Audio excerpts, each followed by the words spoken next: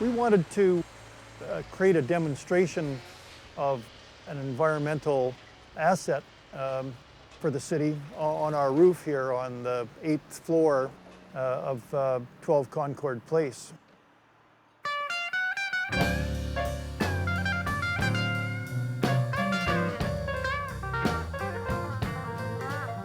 We had a number of challenges to overcome on getting this green roof to where it is today. The first was convincing the landlord that it was a good idea. However, the landlord has become an environmental convert and has done enough to this building that it's won environmental awards. It was a very easy decision.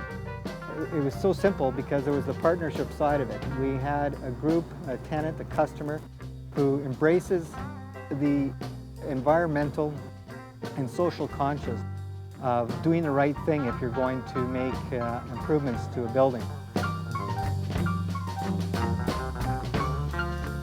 Green roofs are becoming an important part of making our urban environment more sustainable, and we wanted to lead by example. City of Toronto at the time was preparing a bylaw, a green roof bylaw.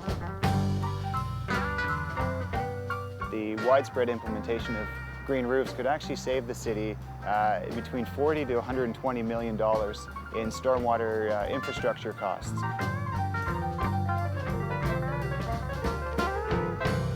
Opaque surfaces in the sun can easily reach 40 degrees or 50 or even 60 degrees as the sun's beating down on them. Vegetation has got a temperature control in it. In fact, the leaves of all vegetation are about 21 degrees Celsius all the time. You know, about 8% of the city's surface area of existing roofs were green. They found that we could reduce surface temperatures by about 1 to 2 degrees Celsius. For every degree Celsius above 18 degrees, there's a 10% increase in electric power consumption for air conditioning. So imagine that 5% of the roof's green could reduce electric consumption by 10% in the city. The design of the roof was done by a landscape architect who I worked with, Scott Torrance. And Scott and I worked together to design the function of the roof. We wanted a gathering space for staff to come out at lunch. We wanted a meeting place where we could set up a table where people could have outdoor meetings. And we wanted walkways where people could wander through during breaks in the day through a beautiful garden and experience nature. There were a lot of challenges, as there always are working up on a roof. One of the unique things about this project is that all of the plants were pre-grown. The client bought these plants about a year prior to planting, so they were all grown in small trays, 4 inches, 6-inch depth, and that's why we're really able to get a very instant garden.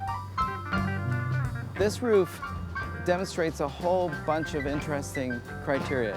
One, it intermingles tall grasses with sedums. It intermingles perennials with sedums. So we're not just getting a roof that is only sedums, we're getting a roof that has perennials and sedums, and we have height, and we have color, and we have different seasonality. So this is and we also have planted trees. So it's a very different kind of roof than the other roofs out there. We wanted to demonstrate to our customers and our software users that this was something that was viable. Not only was it affordable for us and our landlord, but it was actually achievable.